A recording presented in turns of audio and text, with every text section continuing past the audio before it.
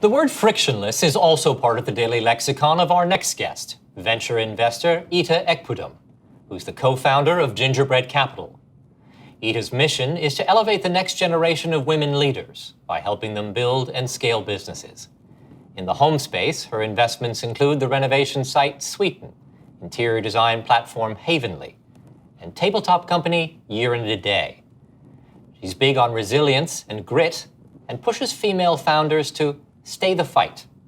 I'm looking forward to hearing Ita's take on the challenges and opportunities in the design industry and what it really takes to be an entrepreneur.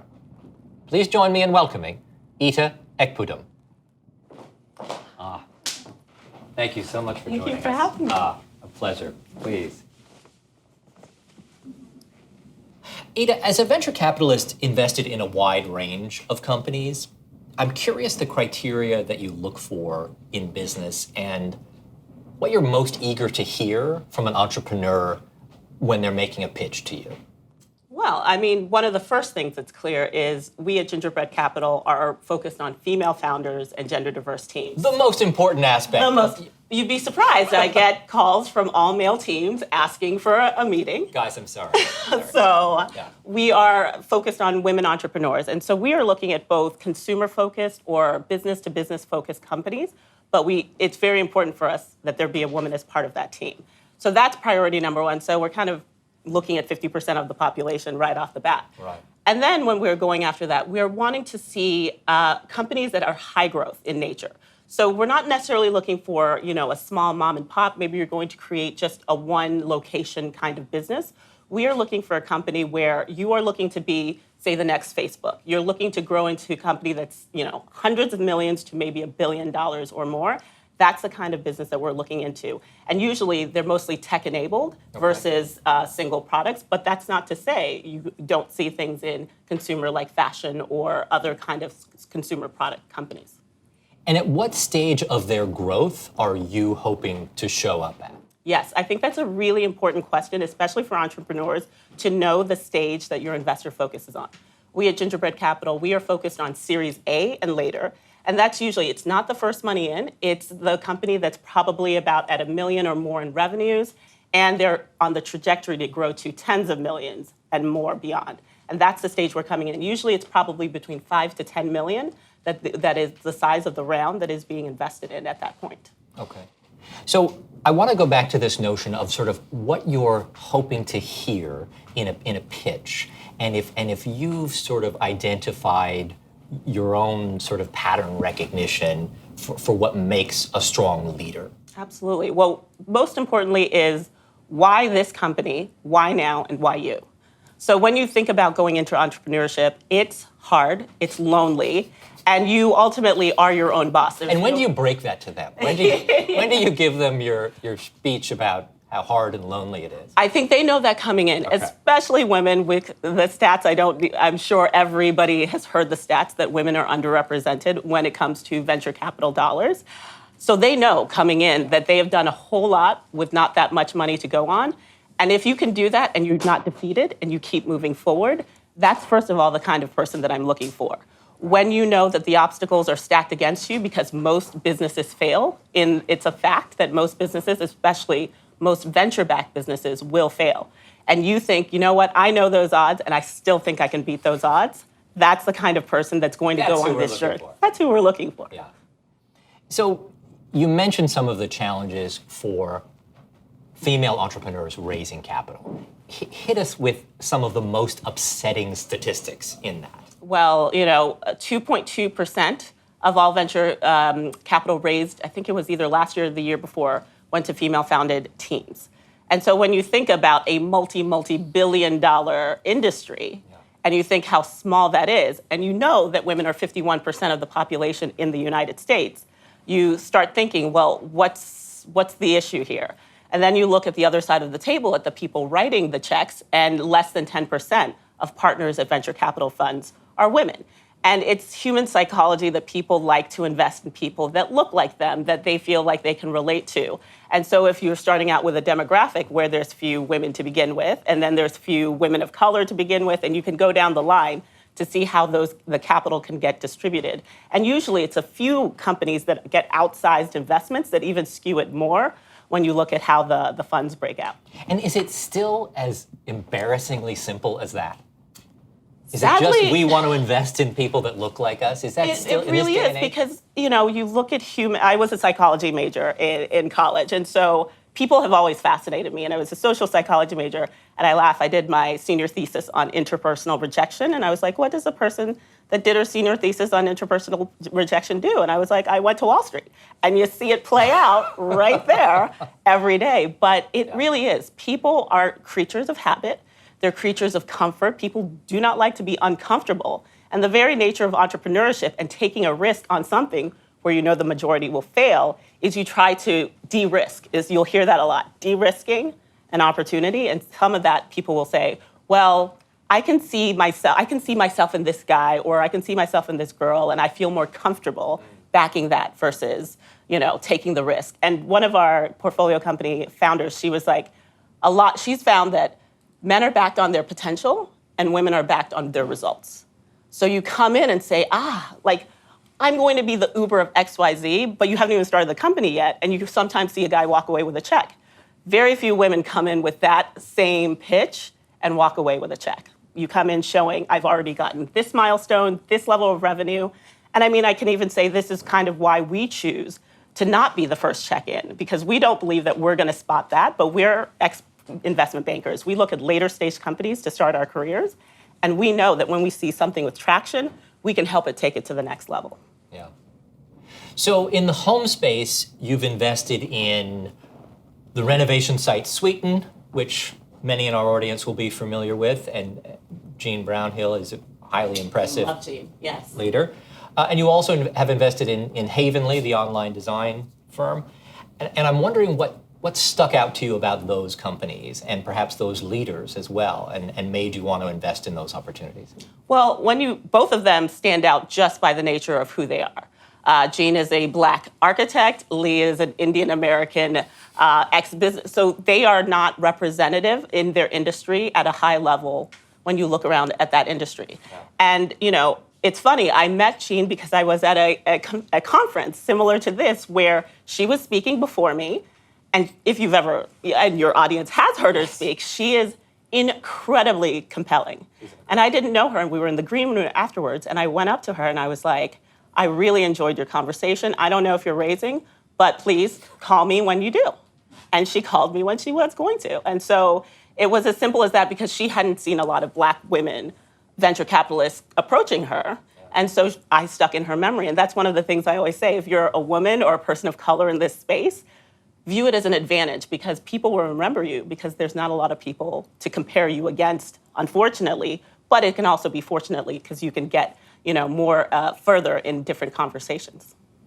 I didn't mean to bring this to a personal level, but since you raised this issue, so you went to Princeton, you later went to work for Goldman Sachs, you had to face a lot of challenges and obstacles. How did you deal with that? How did you overcome and become the success that you have? Well, I take it back to my parents. I was born, my parents came to the US in the 1960s. So you think the height of the civil rights movement and all of that. And so when they came in the 60s, they weren't going to Princeton. My dad did his PhD at University of Nebraska. My mom did her undergrad and master's at Ohio State. Like they were in the middle of the country where they weren't seeing a lot of Black people or Nigerian people at that. So the level of racism and xenophobia that they faced when they were students coming here to get an education with their full intent to go back to Nigeria when they were done was incredible. And so I think when we moved back when I was 5, my parents, it was very important to them to pick a town and a place where it was multiracial, that there wasn't just one or the other. My father was a professor at Hampton University, which is a historically Black college and university, and yet he chose that we would live in Yorktown, which people didn't know of, surprisingly, until Hamilton. Now everybody knows the Battle of Yorktown. Now everyone knows the Battle of Yorktown. Exactly. So that's where I grew up, and I went to a public high school, and it's just so interesting because so many of the graduates of that high school, we have 2 sitting mayors, including the mayor of Richmond, LeVar Stoney, who's a friend and childhood neighbor of mine. He's now, I look at him and see what he's doing down in Richmond, and Shelley Brindle, who's the mayor of Westfield. But they chose to have us grow up in a place where there were other people that didn't look like us. And for most of my life, I've walked into spaces where I'm one of the few women, Black women that are there. And I've learned you never forget, but you can, I don't think about it anymore because I just kind of assume that I might not be the majority in a room, but I don't let it make me feel bad or shrink in the space. Okay. Yeah. Okay. Well, I appreciate that. Let's talk about this time that we're in now, this crazy COVID time. You and I have spoken recently about this notion of the future is now, and how that's how you're trying to think about this time and how you're sort of advising the companies that you're investing with. Tell me what that means and how you're framing this time for businesses.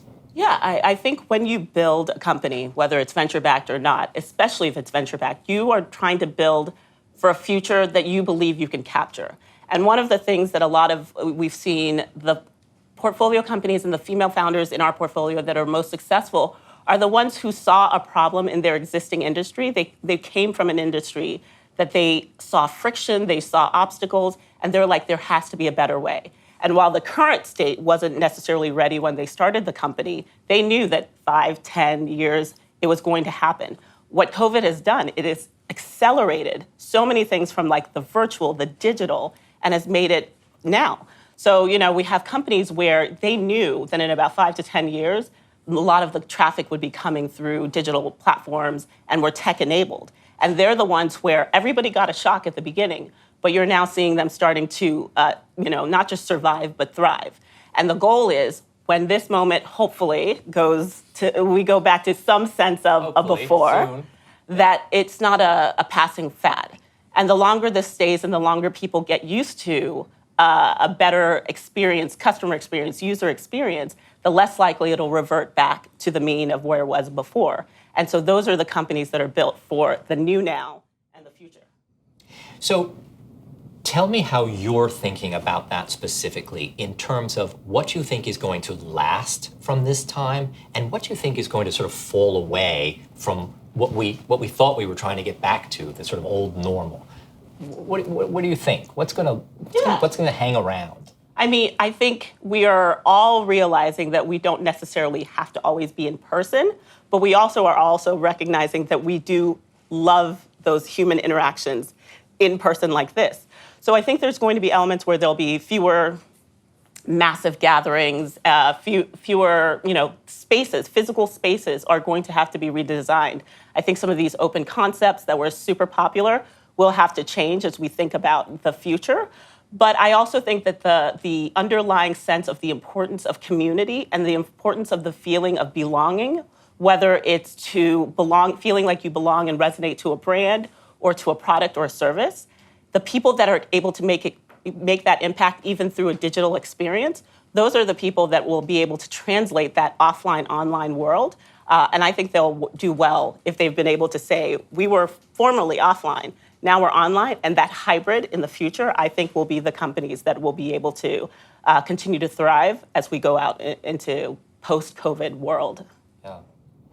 Interestingly, the two companies that we referenced earlier, Sweeten and Havenly, so they're both online companies, essentially. Online to offline, yeah. Mm-hmm. Exactly. Mm-hmm. So, but I mean, and that's part of the challenge, right? So Sweeten, ultimately, for their business to succeed, they have to send a general contractor out to a job. And that was challenging several months ago and perhaps still is in many parts of the country. How do you think Sweeten navigates this time? And have they had to change the model, or have you changed your thinking about that model? Well, back to Jean and grit and resilience. I've never seen a founder that, she steps up her game in times of hardship. And so, in March, everything shut down. We weren't allowed to go anywhere. We weren't allowed to let people inside our spaces. But one of the things Sweeten had done was taking the fact that the contracting renovation space was highly manual, highly offline, and she digitized so much of the process end to end, making it easier for contractors to find each other, to find potential lead gen to customers, that now people can go on and start the process so much seamlessly online that they'll have it mapped out so that when it comes time to do the work, it's kind of picked up, and she's seen the traction of her launching in spaces. She's launched post-COVID in markets where they didn't go and do a physical launch in person, and she's seeing those launches thrive because now we're all at home a little bit more, and people are starting to think, if this is going to be my office, if this is going to be my schoolhouse, if this is going to be all of these type of things, I need to be able to think about my space in a different way. And then you think, oh, what do I do? And she named it in a way that you can sweeten it. You can turn it into a verb. You can sweeten your space. And so now being top of mind is one of the things that's going to help her thrive in this new kind of normal. How long do you think we have the benefit of this focus on home? How much longer does everyone tuning in for this conference? How much longer do they have? Well, I mean, what Facebook said, they're not bringing their people back till July 2021. So, you've got at least 12 months where people are going to have that flexibility. And, I think people are now accepting that it's not next week we're all going back into the office. So when you have the flexibility and a company signals, they're giving you 12 months and you can now go anywhere, do anything. People can now say, oh, well, if I'm going to be here, because it takes a while to do a renovation, then the 6 to 8 weeks it might take to make that renovation in your room, you're willing to do it. So I think the guidance of major corporates and governments that let you know what the timing is, the more clarity we get, the more people are accepting it. And they're not in this state of suspended limbo. So they're taking action and doing things to kind of make themselves feel more comfortable, more safe, more just, when you close the doors in your home, you want that sense of this is your sacred space. And that's one of the things you can do now when everything else is out of your control. You can control what happens inside that space. Yeah. So has it made you want to invest even more in the home space during this time? Have you found other companies that are sort of worthy of your investment dollars? It's interesting. We've invested, one of the most recent investments we made is in the home adjacent space. We just invested in a company out of the Bay Area called Zero Grocery. And they were formed pre-COVID, and the whole goal was to reduce single-use plastics. But it originally started where they were going into people's homes in like the modern milkman and restocking your fridge in like doorman elevator buildings in the Bay Area, pre-COVID. Post-COVID, you can't do that anymore, but they turned it into a network where they can do delivery by going direct to the brands themselves. So that whole thing of like, we've all started doing more, Amazon or all of these kind of things, but imagine doing your entire grocery and then have it be delivered where it's not boxes of boxes that you have to unpack and throw away and create mounds of garbage.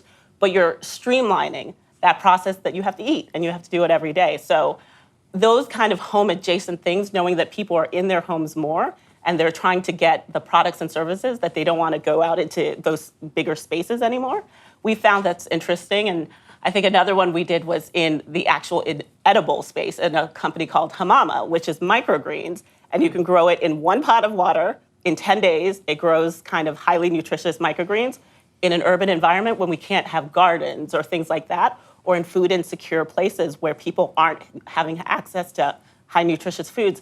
Those are the kinds of things we think about. Where can you have an impact that might be home adjacent, but that is going to make that space a little bit more comfortable, less friction, and so forth. So what do you think companies should be most focused on right now in terms of the direction that they're moving in and the priorities that they're setting to sort of navigate this environment? Yeah, I think in March when when it all hit, we just I think everybody did the pause. We stopped. We made an assessment of our existing portfolio companies. We weren't necessarily writing new investments. We were just thinking, how is our current portfolio doing? What do they need? What are their challenges? And then people started, innovating, becoming flexible. And then we started thinking, where does it go now? Where can we opportunistically invest? Where we will see an impact? If this is the new normal for a long time, where do we see elements and sectors that we can put money behind that will have both high returns? Because let's be clear, we are not, people ask, are we, philanthropic? No, we are a for-profit investment. But we also believe that people are innovating in this space, like you saw in 08, 09, when the Ubers and the Rent the Runways came out of that last crisis. I believe we're going to see incredibly innovative companies come out of this that for the next decade plus are going to reshape the way our society works. Wow, exciting. Okay, well, thank you so much for joining us. It's Thank really you been for a pleasure. having me. It's been great to be here. Oh, thank you.